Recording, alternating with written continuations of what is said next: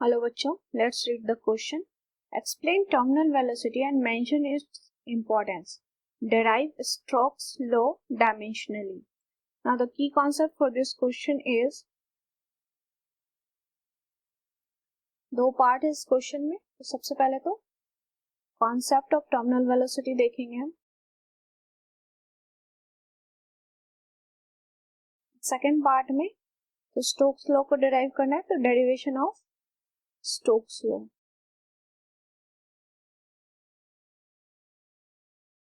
Now consider liquid. Suppose एक liquid है, इसमें एक स्फीयर कुछ वेलोसिटी v से मूव कर रहा है इनसाइड. तो इसमें नीचे की तरफ इसका वेट लगेगा, ऊपर की तरफ यहाँ पर फोर्स लगेगा. पहला तो एक बॉइंट फोर्स लगेगा बॉयंसी की वजह से, प्लस एक और फोर्स काम करेगा, दैट इज विस्कस फोर्स, या फिर इसको कहते हैं dragging force of this liquid, that is viscous force. तो Fv, ये जो Fv है इसकी वैल्यू स्टोक्स लॉ बताता है. लेकिन सबसे पहले हम टर्मिनल वेलोसिटी देखेंगे. तो जैसे जैसे लिक्विड, जैसे जैसे ये स्फीयर जो है इनसाइड द लिक्विड जाता जाएगा, तो लिक्विड की कुछ डेंसिटी है रो, एंड लिक्विड का coefficient of viscosity that is eta ले लेते हैं. तो एक पर्टिकुलर टाइम में जाकर ये जो वेलोसिटी है, कुछ वेलोसिटी से मूव कर रहा है स्फीयर, तो ये स्फीयर एक मैक्सिमम वेलोसिटी अटेन कर लेता है जहां पर कि नेट फोर्स जो है इनसाइड द लिक्विड जीरो हो जाता है, यानी कि एक्सेलरेशन की वैल्यू जीरो हो जाती है. तो टर्मिनल वेलोसिटी क्या है? जहां पर कि एफ नेट जीरो हो जाए, net force inside the liquid, मतलब जितना अपवर्ड में फोर्स लग रहा है बॉइंट प्लस विस्कस फोर्स, उतना ही डाउनवर्ड में mg. ठीक है, मतलब एक इक्विलिब्रियम स्टेट पहुंच जाता है ये स्फीयर जहां पर एक्सेलरेशन जीरो हो जाती है. तो मैक्सिमम वेलोसिटी की यही वैल्यू टर्मिनल वेलोसिटी कहलाती है. तो सबसे पहले हम टर्मिनल वेलोसिटी को डिफाइन कर लेते हैं. Terminal velocity is the maximum speed with which a body can fall through a fluid. यही क्या है? टर्मिनल वेलोसिटी है. एंड इस वेलोसिटी पे एफ नेट जो है जीरो है. नेट फोर्स जितना अपवर्ड में होगा उतना ही डाउनवर्ड में होगा, इसको इक्विलिब्रियम स्टेट भी कहते हैं. एंड एक्सेलरेशन की वैल्यू यहाँ पर जीरो हो जाती है. तो एक कांस्टेंट वेलोसिटी है ये. टर्मिनल वेलोसिटी क्या है?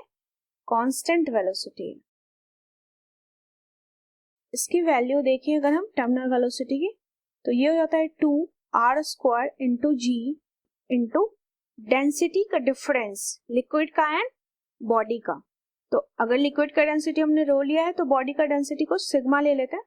तो बॉडी का density that is sigma minus rho divide by 9 into iota, that is coefficient of viscosity of fluid. तो that is the value of terminal velocity. अब इसका इंपॉर्टेंस क्या है? तो एक बार अगर किसी बॉडी ने ये टर्मिनल वेलोसिटी अटेन कर लिया, once terminal velocity is attained या इज अचीव्ड, तो अब तो कांस्टेंट स्पीड हो गई है. The speed of moving object is constant. ना ही ये इंक्रीज हो गई, ना ही ये डिक्रीज हो गई. ठीक है, तो इस प्रिंसिपल को यूज करते हैं रियल लाइफ में. यूज्ड इन स्काई डाइवर्स जो होते हैं, स्काई डाइवर्स यूज करते हैं, ऊपर से कूदते हैं तो फ्री फॉल स्टेज में ये वेलोसिटी अटेन कर लेते हैं. फिर पैरासूट में भी ये यूज होता है. नाउ अब डिराइव करते हैं स्टोक्स लॉ को.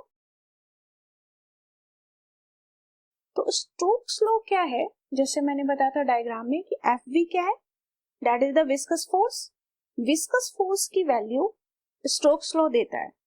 According to Stokes law viscous force की वैल्यू होती है that is Fv equal to 6 pi iota Rv.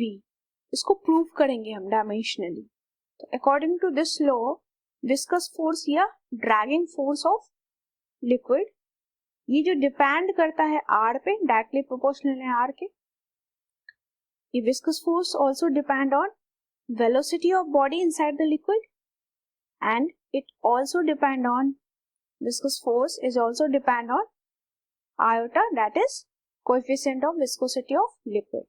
Now अगर हम इसको कंबाइन कर लें तो ये Fv viscous force is directly proportional to R raised to power A, V raised to power B and iota raised to power C.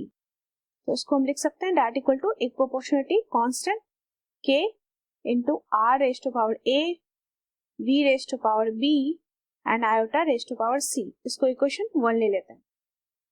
Now dimension analysis करते हैं LHS and RHS का।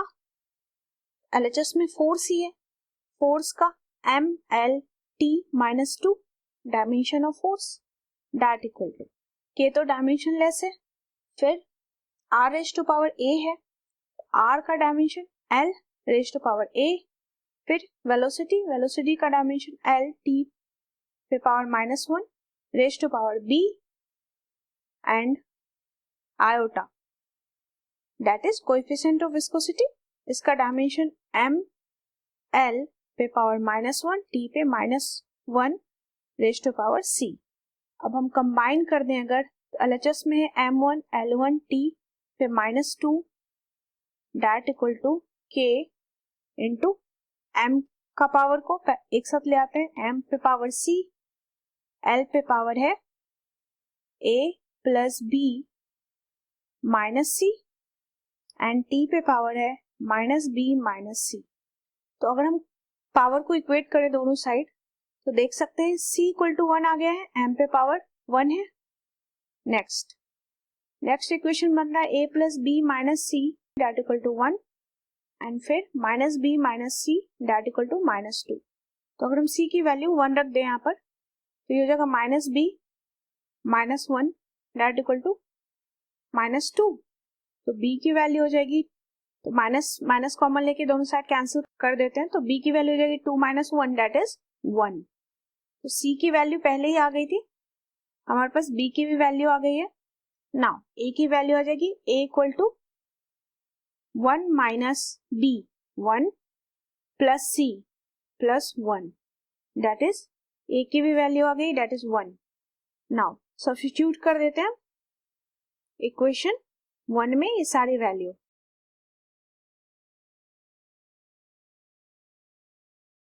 सब्स्टिट्यूट करेंगे तो ये वैल्यू हो जाएगी Fv that is viscous force that equal to K into R पे power A 1 है, V पे पावर 1, आयोटा पे power 1 and experimentally it is found that